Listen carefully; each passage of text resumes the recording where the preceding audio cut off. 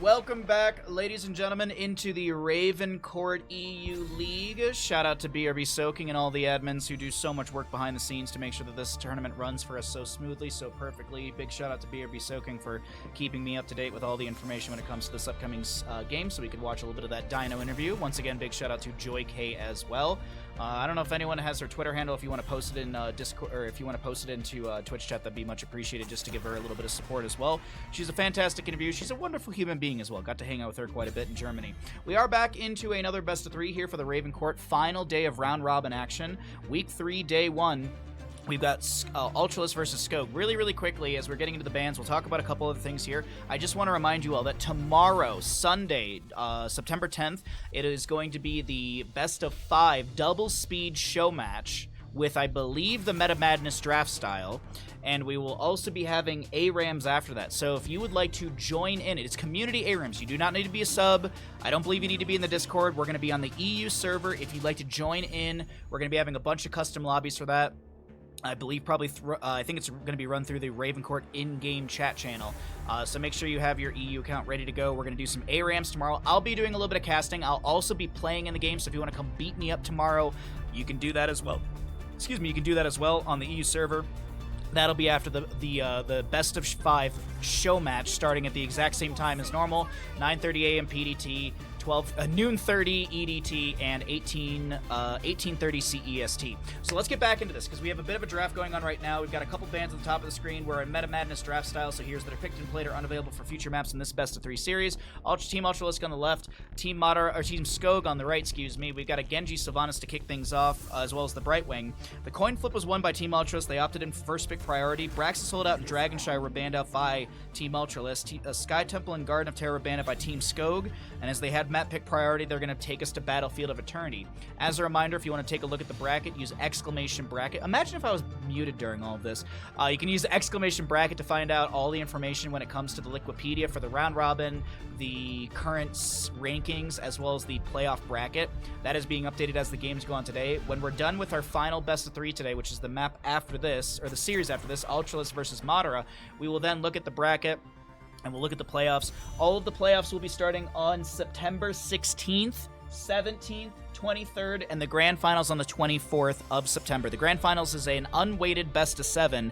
The team that makes it through the top bracket will have first pick and map pick priority. And as I mentioned, all of this is Meta Madness draft style. So next weekend, when we get into those best of 5s for the playoff bracket, the drafts are going to get real interesting. So we have a Blazely Ming, Genji on the left-hand side. So we got a really good burst composition. We got the double reset composition for Team Ultralisk. Gonna need a main tank. Gonna need a healer as well. We'll see what they go into that. Sylvanas, Brightwing on the right. We have had a Lucio, Hanzo, Tracer, all Overwatch banned away by Team Ultralisk. We'll see an Andu and Diablo Maiev over on the side of Team Skogh banned away, and now we get an Uther Hogger as well. I do like the Uther. Point blank stun into a polymorph, staggering blow into a wall, Sylvanas, rapid damage. But of course, chat hates Sylvanas, so you know what? You got something to bet against, chat. We haven't seen either of these teams yet today, so they're both going to be kind of fresh in our eyes, but hopefully they've been warming up in ARAM, Storm League, maybe a Scrim. Mr. Baha, question, or maybe my remark, the sound on the interview compared to your stream was like 80%. Yeah, unfortunately, that video, it's whatever volume is on the video, so I unfortunately have no control over that. I apologize. The audio on it was way more off before. Like, Joy was here and Dino was like down here, and it was just like the balance was super bad. That was the best they could do with the balance when they re-rendered it. So unfortunately, that's the best I could bring to you, and I do apologize for that. But yeah, that part's out of my control. I had it maxed out. I don't think I could have turned it up any louder realistically. I couldn't have turned up any louder without Joy still being here and Dino still being here, unfortunately. So, either way, we are here in Battlefield of Eternity. We are in our first map of the second best of 3 of the day, and this is a really cool draft. So, control, I guess you could say control draft from the side of Team Skogh, dive burst from Team Ultralisk. Team Ultralisk drafting aggressive in map number 1.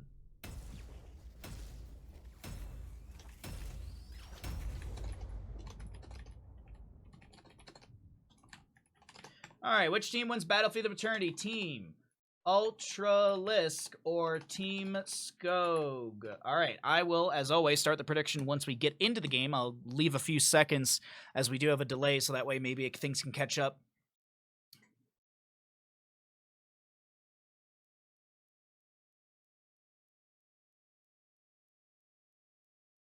Yeah, but tactless, I do apologize. Sorry, everyone. My apologies. All right. Loading into our first map, always a slow load in for the first map of a series, as we have some new players, so Blizzard has to do things.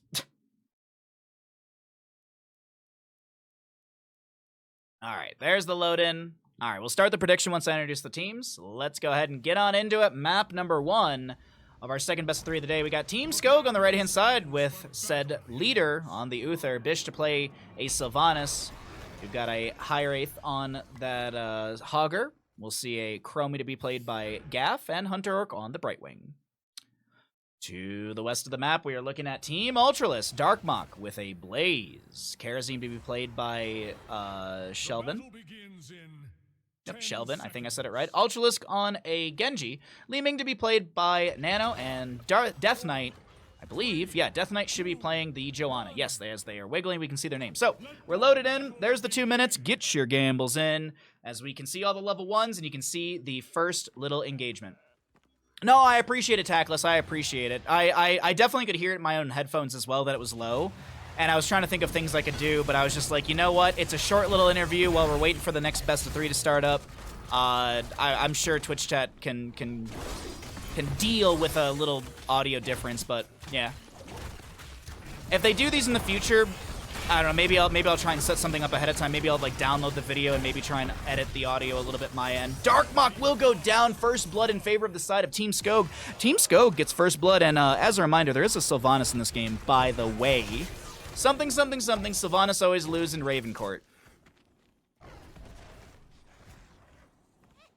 It's pronounced Kelvin. I hear streamers say his names often. Oh. See, I thought it was Shelvin, like Kelvin, like the temperature.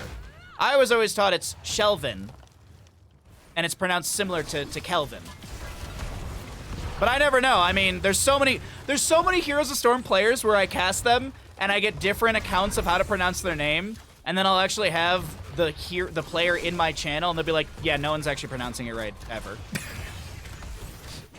That actually happened recently. That actually happened fairly recently with one of the players. They were like, everyone in chat was trying to give me a phonetic pronunciation, and that player was in the chat, and they're like, no, you're all wrong.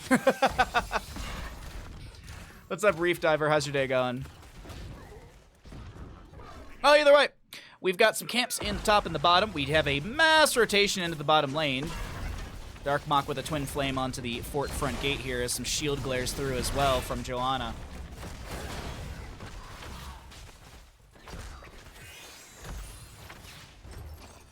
I mean, hell, Joy K just interviewed Dino, and in that interview, Joy K called him Shelvin. So I don't know. I never know. Possession for Sylvanas level 4 at Horrible Anomaly on the Chromie.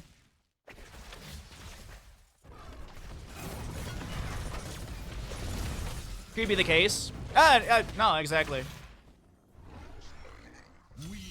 Language boosted. Are you trying to say that the languages in the world are better than English? Are you trying to say that English is just 3 different languages in a trench coat? Are you trying to say that English makes no sense at all? Because I would agree with you on all of those statements. Hell, I have a friend who's an English major in the United States, and even he's like, yeah, this shit's dumb. I before E except after C. Well, I mean, sometimes. Stun point blank onto the Karazim, who's trying to poke out onto Sylvanas and the Uther. A Haunting Wave puts her into a fine position as we've got Gaff already working on this Immortal. We all know that Chromie is the #1 race hero for Battlefield of Eternity, so she's going to be easily able to chunk through this. Must be a bug that the enemy side Immortal's dropping faster. Karazim dives in with a few punches. Yeah, the Immortal gets a stun, but that's nicely done.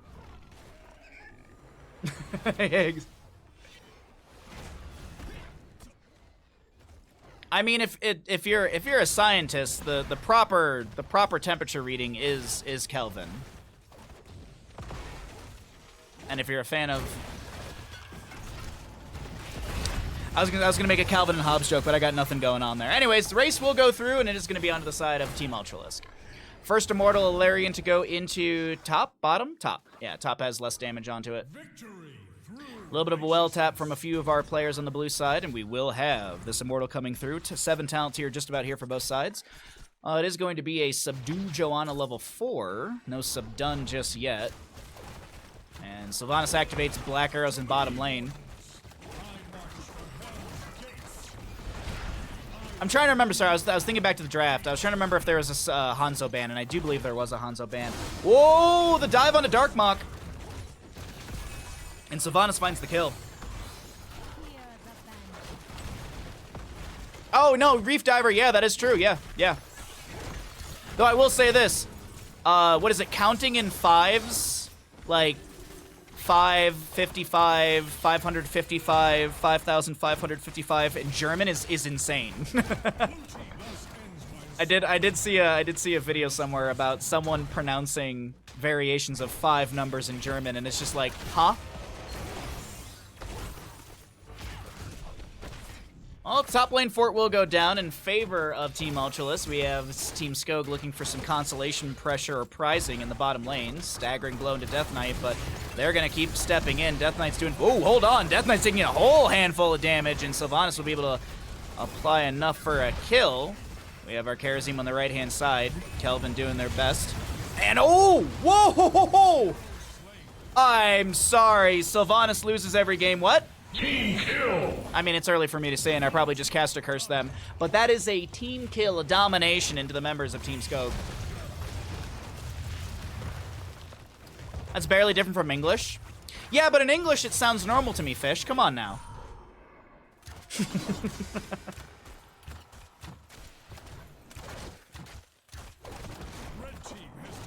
I wonder if it's like that with sixes. Like if you did 66, 666... etc. Dude, doesn't sound like that in German. I don't know. It's just, I found it very comical. Huge shockwave into the enemy team with a Wailing Arrow as well. Oh my god, Team Skogh finding 10 kills in 6 minutes and 17 seconds. They've got a kill per level at this point. Black Arrows activated by Sylvanas, and the top lane siege will continue heavily to the side of Team Skogh. They will get this fort. Bottom fort's already gone down, and the momentum is drastically shifting to our red side. At least it's better than French, where it's like 420s. Oh, well, the joke's over. I tried. Nah, Stream Deck, you messed up. Our second objective phase of the game is going to be available. Race... no, it's going to be on defensive positionings. Blue to blue, red to red. We have Ultralisk soaking up a bit in bottom lane.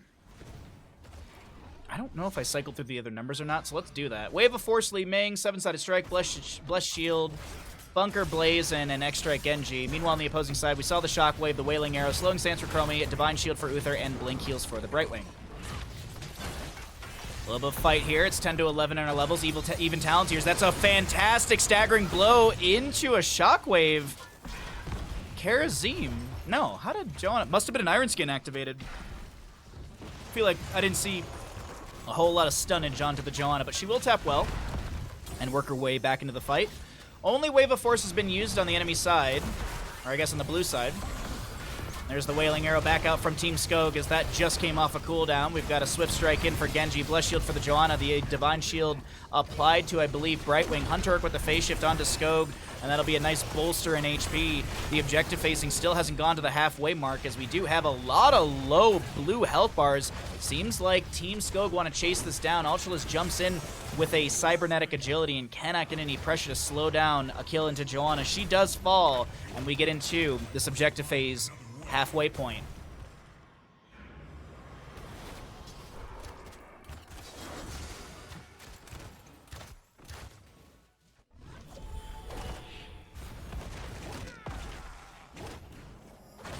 Alright. Augur with a short distance bounce, working on this objective. Ultralisk has respawn and is back with their team trying to jump into this team fight. 2 to 11 in kills. And 13 talents here on the horizon for Team Skogh. Jet Propulsion from Blaze coming in as well. Chromie trying to poke out here and there. Deflect from Genji. Bish is taking a whole lot of damage. Gets a Swift Strike, or excuse me, gets the Haunting Wave out. The Swift Strike to chase in. Ultralisk has to use X Strike as a disengage tool. And Karazim dashing over to the ally. Nano, Li Ming is getting chased down, but doesn't look like Hogger's going to be able to confirm a kill. Big AoE stun, Li Ming. This might be the big moment they needed on the side of Team Ultralisk. The shockwave comes through, but no, it's Genji still to fall. Karazim, isolated from his team, does get picked off as well by the Chromie, and now Hogger throws some trash on the ground, looking for a bit of a stun. He goes for the bounce into the enemy team and just does not get the angling he needs. This will be a, if we're using Infernal Shrines terms, a 39 to mortal, so that camps can be grabbed in the bottom and in the top lane. This Immortal, where will it go? With the damage that's currently being applied to this keep front gate, it should be top lane, I do believe. Look at that, I'm a genius. It's like I've casted this game once or twice in my life. 666 damage standard for Big Bad Belith in the top lane, which will equate to 1,332 damage into structures. He's got about 50% of shielding, a little bit more than that. Fun little fact, the Immortal does 11, I think it's 10 or 11 times damage to minion waves. If we were to look at the stack, the stats, but the Wailing Arrow, the Slowing Sands, Genji with a good X-Strike, Soothing Mist from Hunter Orc, a 7-sided strike. They're going to share the pain, but Li Ming comes in with a big burst and a big Arcane Orb. That's a reset for her. Can they make something else happen with this? Meanwhile, there's an Immortal pushing top. Meanwhile, there's a camp pushing bottom. Activation onto the Haunting Wave from Sylvanas. And Karazim might have bit off way more than he can chew, trying to dive back for a kill. Li Ming doing her best to throw out some Arcane Orbs. But the Slowing Sands, the Haunting Wave, it's all too much. Darkmok will get picked off here as well. And I do believe, with Darkmok dying and the Immortal still kind of healthy here. Oh, wait, no, he's not going to die. Yes, he is. No, he isn't. Yes, he is. No, he isn't. Black Arrows from Sylvanas, while Genji tries to harass and slow things down. They want the chase. The corridor is not going to be nice to Hogger. The keep will go down. The Polymorph, Genji's a squirrel. He's able to Swift Strike. Oh, goodbye, Ultralisk. Done. 5 seconds, then he can X-Strike away. Unfortunately, wherever he goes, he's dead. Yeah, he's dead. Whee! Okay.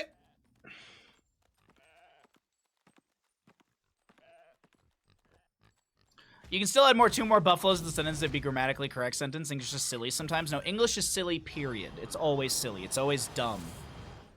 What's up, Kalis? Good to see you, bud. Hope your wowing has been fun.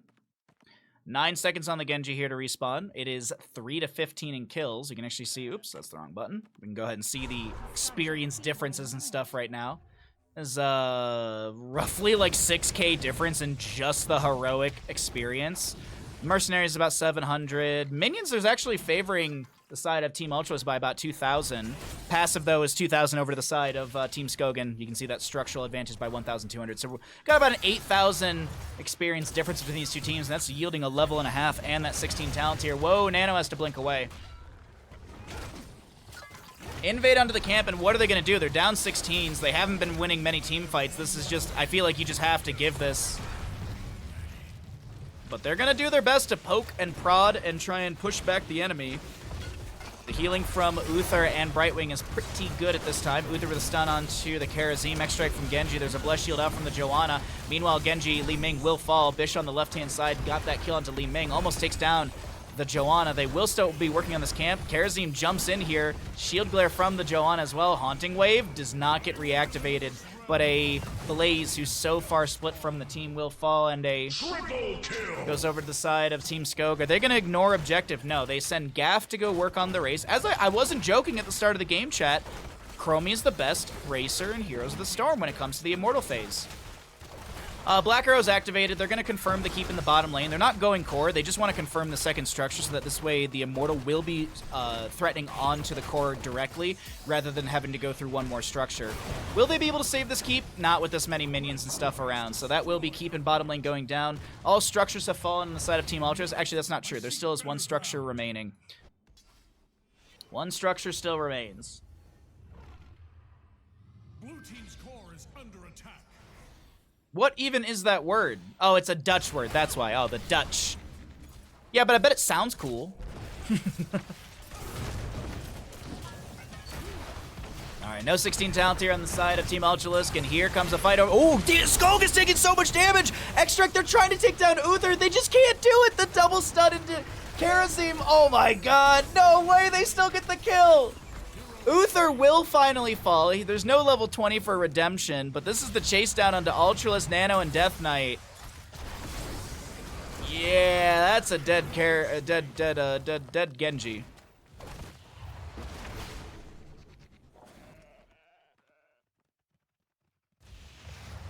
Our word contractions lend to silly long. Wait, contractions? Wait, but contractions shorten things. Like do not becomes don't. How does a contraction become a longer word? What?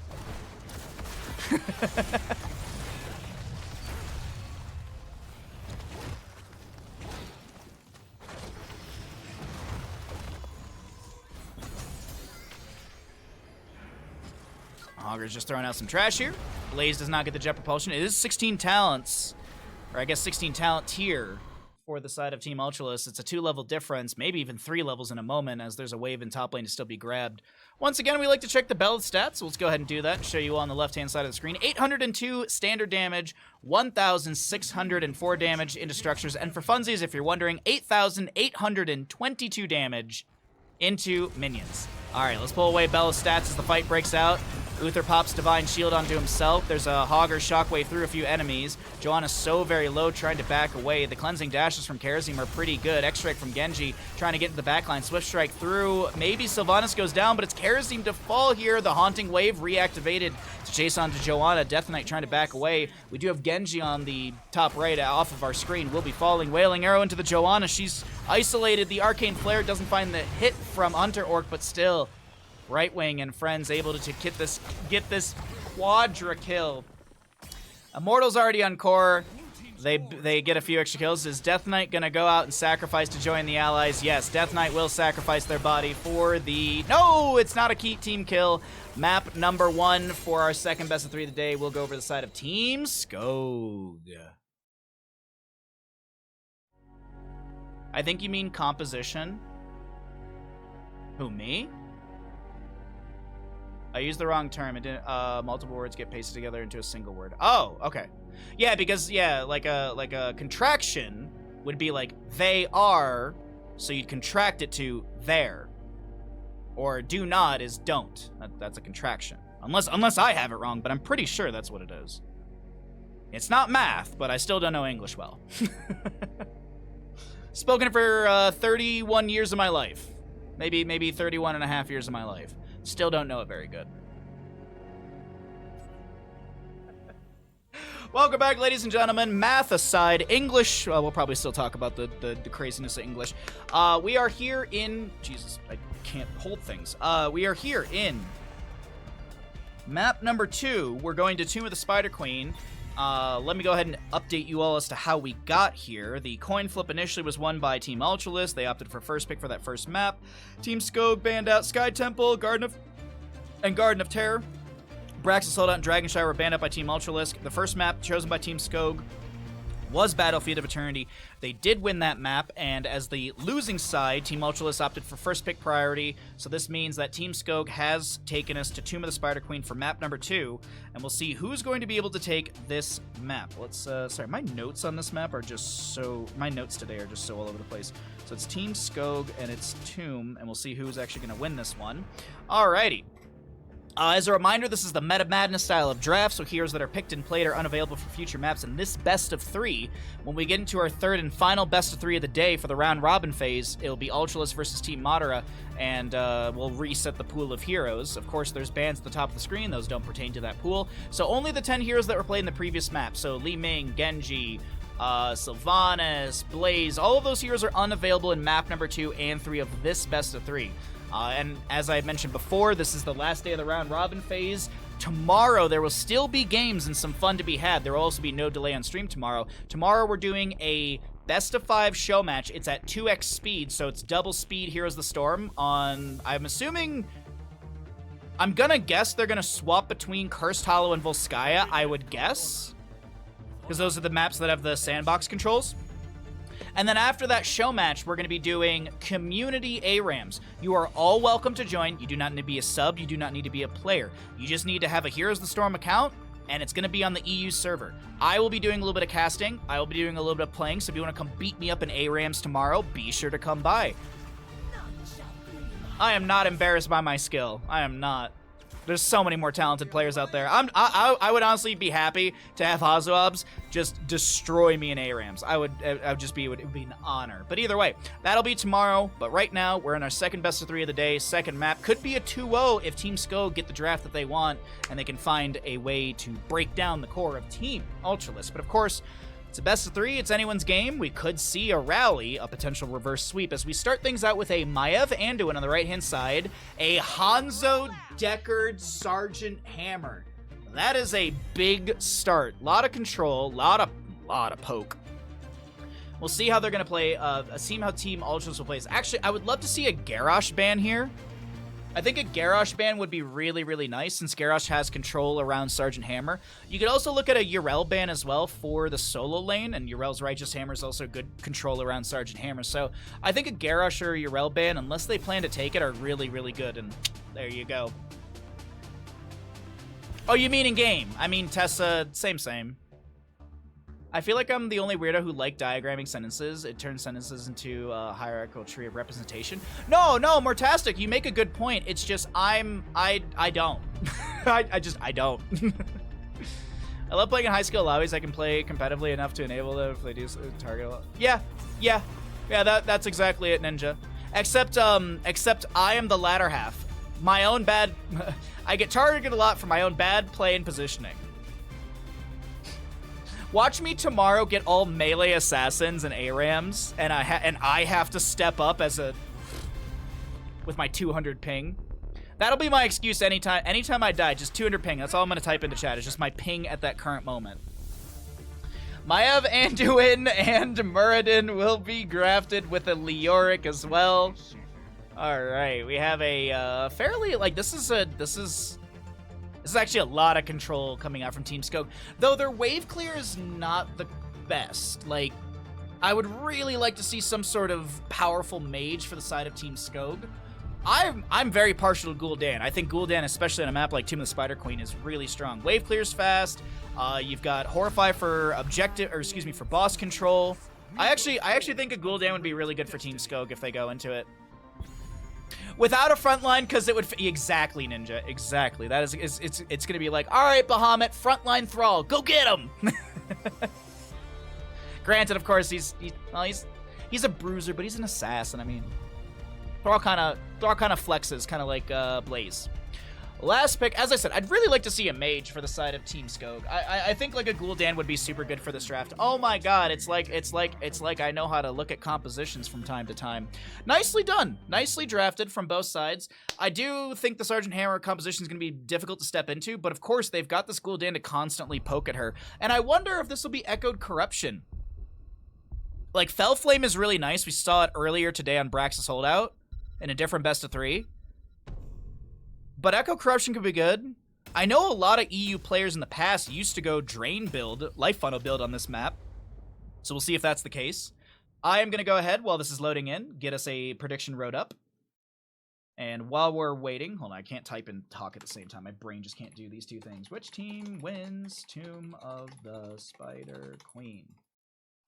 Team Ultralisk, Team Skogh. As a reminder, if you're having a good time, if you're enjoying the stream, be sure to be sure to follow here on Twitch if you'd like to support further. It's always very much appreciated. Thank you once again to Pajama Jam for the brand new Prime a few minutes ago. If you're watching over on YouTube, be sure to like and subscribe so we can grow that channel. If we get 1,000 subs on the YouTube side, which costs you $0 to do, we can then monetize the channel through ads and stuff. But let's talk about this map number 2 in our second best of 3 of the day. We've got the members of Team Skogh. Gaff to play a Gul'dan, Skogh on a Muradin, Bish on Maiev, Hiraeth with a dance. Oh, look at that dance cancel Leoric. He's just getting the Y. The Y for the YMCA. Hunter Orc will round out the draft on Anduin. To the left-hand side of the map, looking to take us to a map number 3 through Tomb of the Spider Queen, Death Knight on a Varian. Kelvin will play Deckard Cain. Ultralisk on the Hanzo. Sergeant Hammer played by Nano. And last but not least, Darkmok will play that Sonya. As a reminder, the bet has just begun. I'm trying to delay these out a little bit so you can see the first engagement. You can definitely see the level 1s. The gamble has begun. Shout out to Ash Mantle. Shout out to Tesla. Thank you for the exclamations in chat. Good old Ghoulish Daniel, the real best anti-hammer mage. And it is Echoed Corruption. I really like this pickup into Sergeant Hammer, but hold the phone! Ring, ring, Darkmok. Rotation in the bottom lane. First blood will go over to the side of Team Skogh. Umbral Bind onto Death Knight. He's going to try and avoid that pull. We'll be able to walk into a few potions from Kelvin here. I'm going to start saying the name is Kelvin. That's what I'll do. I'll start saying the name is Kelvin. And then someone else in chat will be like, it's Shevlin. It's alright. I can never be right. It's okay. Nano drops a few Widow Mines into the bush, but here's a rotation. Maya from goodbye, Nano. Double kill early on, or 2 early kills to the side of Team Skogh. Deckard Cain will be Sapphire level 1. It's going to be increased slow. It increases the slow by 30. I think is it a 65% slow? I forget. Yeah, 65% slow because it's 35% baseline. All right, Gamble's about to close if you'd like to get some extra points in here. Could be the final map of these two teams. As a reminder, our next best of 3. My apologies, sorry about that. Sonya to die to the Nexus Forces in bottom lane. But the next best of 3 will be Ultralisk versus Madara. So this is the final map of the round robin for Team Skogh. We saw Team Dino earlier as well. That was their final. And also, after our third and final best of 3 of the day, we will be looking at the bracket as well. We'll be looking at the bracket because the admins are updating all this stuff live. So if you want to see any previous information about round robin games or anything like that, or even just the current standings, use exclamation bracket in the Twitch chat. As long as you're subtle, as long as you add a subtle ch, it sounds perfect to me. It only matters what the ref sees. Wait. So it's Chevlin? What? What's up, Cav? How you doing today, bud? We were talking about Dark Souls earlier. We were talking about Dark Souls 2 earlier. Big surprise. We talked about Dark. Somehow on this stream we talk shit about Dark Souls 2. Somehow, some way.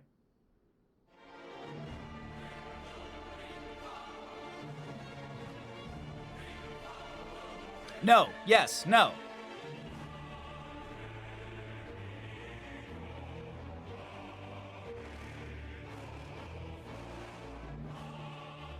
Kelvin with a CH sound. Chevlin. Welcome to the English language. Yeah, that's. As I said, I can never be right. It's never good job, Bahamut. It's nope, you're saying that wrong, Bahamut. It's just.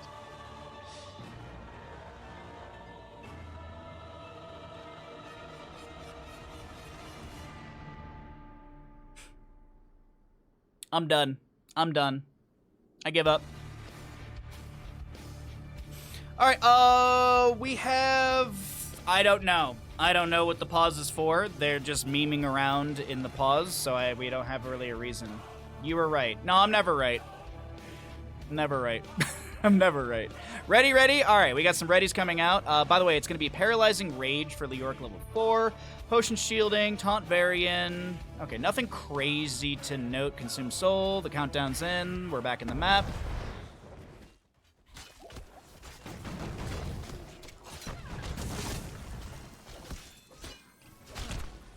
Oh, mid lane does have a nice little camp pushing in for the side of Team Ultralisk.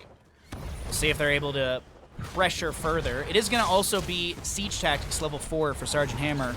The Neosteel plating giving that unstoppable, but hold on, a taunt onto Bish. There's a Sapphire as well. Big slows will force out a Leap of Faith into the Maiev.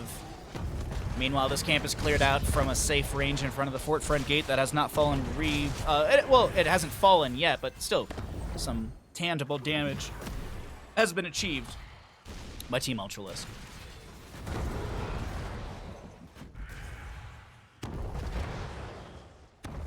Oh, Sonya in bottom lane ganked.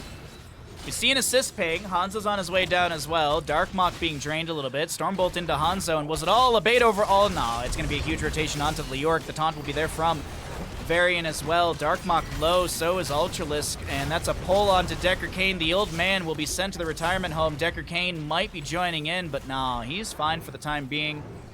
He'll be able to make it back over to the mid lane, getting a potion on the way as well. Some healing over time. Nano going to hearth out completely, as neither team has enough for a turn-in, but actually that's going to be achieved quite quickly to Team Skogh here, as they need only 2 more gems, and actually 3 more gems on the opposing side.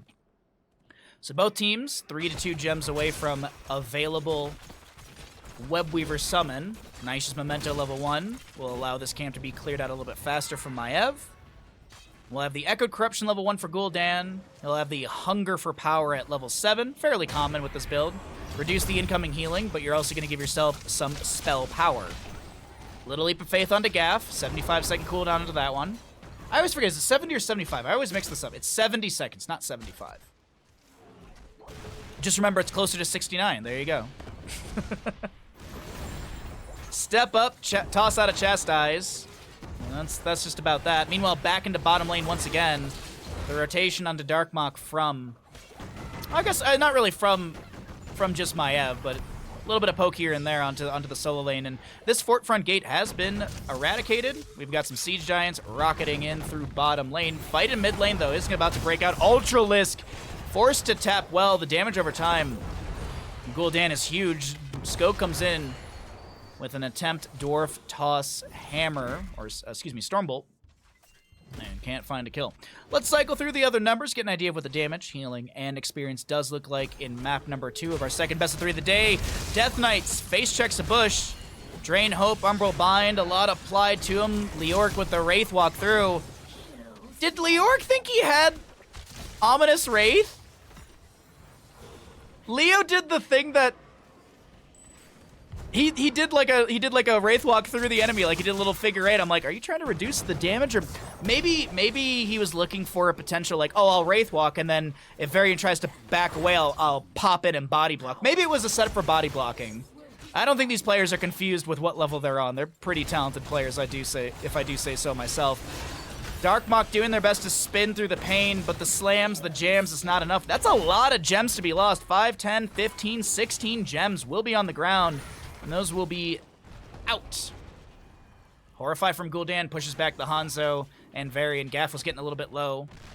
Still is 6-0 in kills. A taunt onto Maiev. Maybe they find their first kill. Light Bomb, more of a zoning tool than anything else. Nano is in a weird spot here. Stormbolt just shy of getting the stun onto Sergeant Hammer. What's up, Dark Duke? Good to see you. Hey, Fish, thank you for the tier 1 for 12 months. I appreciate that. I'll resend your alert when we get out of game. I appreciate the year of support, Fish. Thank you for a delicious year of Fish. No, thank you so much. I appreciate that, bud. Thanks for the continued support. Okay, 10 talent tiers. We didn't talk about Varian. Went into charge. We've got a Stay Wildness and Deckard Kane. Napalm Strike for Hammer. Wrath of the Berserker for Sonya.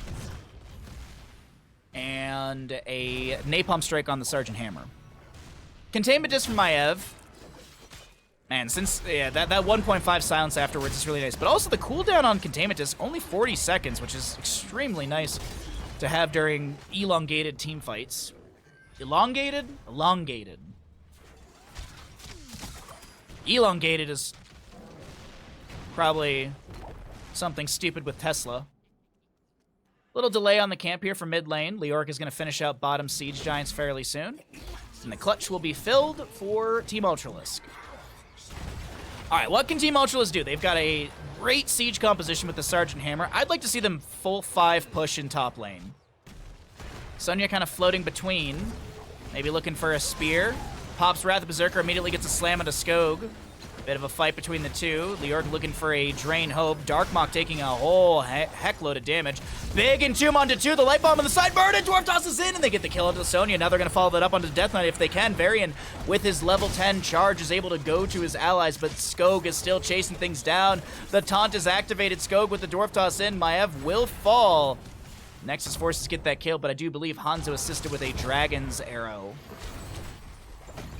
Webweaver in bottom lane is going to be cleared up by the Siege Giants. Webweaver in mid managed by Leorc. We've got some damage onto... Oh, Death Knight, goodbye. Unfortunately... Oh, wait, Leorc's got a flank into this. 13 seconds on an Entomb, but he's got a huge slow with that paralyzing rage.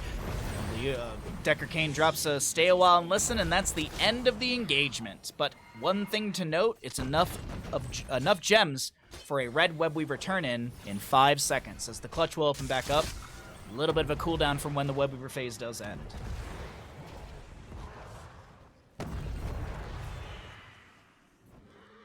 Yeah, oh, sorry. I forgot how to drink liquids. It went down the wrong pipe for a second. Whew. Okay. You know, Lazy Hydra, when we re-rate the script for the playoffs, I'll definitely have to edit the Decker Kane's name. There's the ominous raid, level 13. We've got Bronze Beard Rage on the Muradin. Fell armor for Gul'dan, actually, at level 13. Is he going to go Fell and Rampant Hellfire at 16? Possible, actually. We have Boots of Lion Enchantment. And we also, got to note this, level 13 for Decker Kane. Ancient Blessings. We also have Juggernaut for Varian. He's going to be able to... He can charge every 4 seconds, but he also can deal 4% max HP every 4 seconds. 22 stacks on his Lion's Maw. Actually picks up his 23rd right there. Sergeant Hammer poking out with a bit of Napalm Strike action. Skogh anchoring, has to Dwarf toss away, but this is all a delay into the top lane, so Bish and Webweaver can take down the fort. Bottom fort had already fallen earlier in the game. Mid lane will now be burned down. Get it? Burned down because Bronzebeard Rage and it was on fire. Nope, wrong button, but you know what? I'll take it. 1 to 8 in kills, and we have a bit of a bush party set up right now. Oh, Varian steps in before the Sonic Arrow goes over the wall. Death Knight inside of this Entomb. Doesn't look like they're going to pressure any further. Decker Kane throws out an Emerald. There was a little green flash right there. Maiev, Spirit of Vengeance is just a little miscommunicated, but they still get the containment disc on Varian. Potion underneath him. Dragon's Arrow coming through. Decker Kane throws out another Herodric Cube as well. A nice scatter takes down Leorc. A stay while and listen locks Muradin in place. A taunt to pull him back in. He has Avatar active. Decker Kane slowing things down, and Muradin says, I'll start moving to the left to create a little bit extra room for my allies to back away. And Bish gets a few resets on those Fan of Knives. Now, what is the game plan? 2 dead on the enemy team. Leorc can cheat death and respawn into the lane, so it's going to be a 4v5 fairly soon. Sergeant Hammer clears out the top lane, it does look like. No Webweaver turn as it was delayed out. And can we have a boss as well? Or will we have a boss as well, is I guess the better way to phrase that. All right, 626, 41 are turned in out of 55. We can actually take a look at who's got what at the bottom of your screen. 14 are in the hands of Hanzo, and I think that actually would be exactly what they need. Yes, 14 plus 41 is a number. 28 out of 60 on the side of Team Skogh as Leorc tries to Wraith walk through. As I mentioned, Ominous Wraith and Royal Focus, 13-16 respectively. And Gul'dan will not go Rampant Hellfire. He's going to be going into Ruinous Affliction. Corruption deals an additional 146 damage on impact. If the enemy is hit with all 3 strikes, the 3rd strike deals 502 damage. Sergeant Hammer poking in here and there. Leorc is going to do his best to split soak, pick up those gems. They're halfway, more than halfway, to another turn in here. It seems like Team Ultralisk has been forced to turtle up, but they do have 16s of their own. Giant Slayer for Hanzo. Percent Slam on Sonya. We'll see the Herodric Staff on Decker Kane. And as a little note, when his staff is glowing, that means that he's got, you can actually see that little glow around his staff. When that staff is glowing, that means he's got a stun up and available. I do believe, right? He was hitting that wave. So maybe I'm wrong in that, but I swear the glow on the staff does signify that. I'll have to do a little bit of double checking of for myself. Because it doesn't specify basic attack stuns. Oh, so maybe it's because he was attacking minions. Sorry, it didn't say like the next heroic basic attack. But yeah. Anyways, blue web weavers have been summoned. 3 to 8 in kills. And Team Ultralisk, they now have Exterminator on the Sergeant Hammer at level 16, or the Giant Killer. Percent. We'll also have Banner of Ironforge on the variant. Alrighty. Web Weavers are in lane. Sonya's gonna go push up top. Siege Giants in bottom are clearing out the Web Weaver down there. Very, like, that. The Siege Giants are getting so much value down here. Rather Berserker, I heard, was popped by Sonya in the top lane. She's gonna try and chase onto Leoric here. He's got a Drain Hope onto her. Vicious made their way into the top lane. Containment Disc not gonna connect. Still a 40-second cooldown. Big. Oh my god, I can't believe Bish got the blink over the wall. I thought it was gonna push the Maiev player off to the opposing side. It does mean? Okay, that's what I thought. But I saw him attacking minions, and I was like, wait a second. Does it specify heroes? And yes, it does. It's stuns heroes. It's just the verbiage, of course. As we've had so many different developers on this development team, we've had so many different ways of writing tooltips. Hanzo going down by a Horrify from Gul'dan. We've got a Stormbolt into Death Knight who wants to try and trade into Gaff, but that's not going to be happening because the Hunter Orc healing is just a little too good. 55 out of the 60 gems are in the pockets of Team Skogh. They actually pick up quite a few more from this mid lane minion wave. Maiev gets the last and top. Now with 2 dead, is this a boss plus Web Weaver call? I am curious.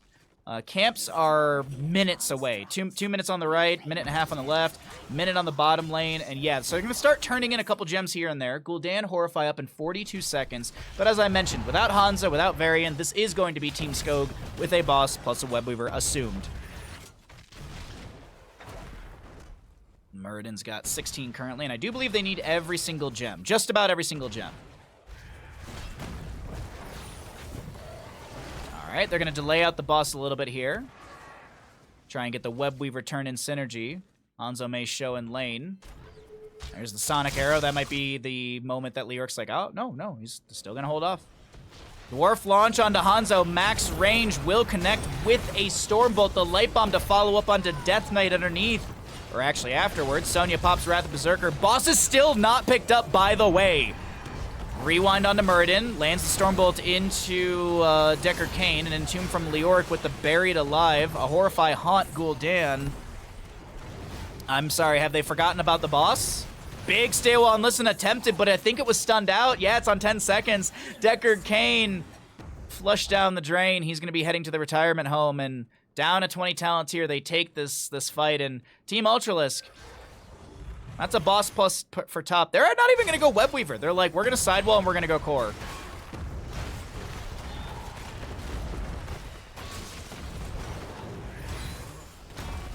And realistically, if this doesn't work out, they back off, turn in, reset, and then just push back into the lane. But I do think this is going to be the end of the map here. Muradin, Dwarf launching in. Big Entomb with the light bomb. Oh, God, no! Team kill! Leap of faith to... Varian has respawned, and this is going to be Team Ultralisk falling to Team Skogh in a 2, or an 0-2, I guess you could say. Team Skogh take the victory here on Tomb of the Spider Queen, map number 2, and our second best of 3 of the day. GG, well played.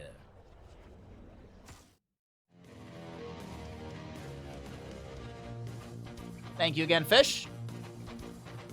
You know this, and why do you serve him? Because he paid me a freaking fortune, you moron. You got paid? Hasu Wiggle. Hasu Wiggle. Fish, thank you for the resubscription for 1 year. Thank you for being a 1-year Bahamut. Cheers to many more. By the way, we are going to be watching Mortal Kombat, or Street Fighter movie in Discord towards the end of the month. Now, we did hit our goal. We did hit our goal recently for a subathon at the end of the month. I am thinking about swapping the Discord movie night and the Mario Kart night around so that we could do Mario Kart during the subathon, because I am toying with the idea of doing more than 18 hours like I normally do. Usually I do an 18-hour cutoff. I am toying with the idea of going beyond that and maybe doing a semi-uncapped. When I say semi-uncapped, that just means many, many, many, many more hours. Some ROMs. How you doing today, bud? Okay, which team wins Team of the Spider Queen? Team Skogh. Not a whole lot of betting on that one, but after map number 1, I really can't blame you.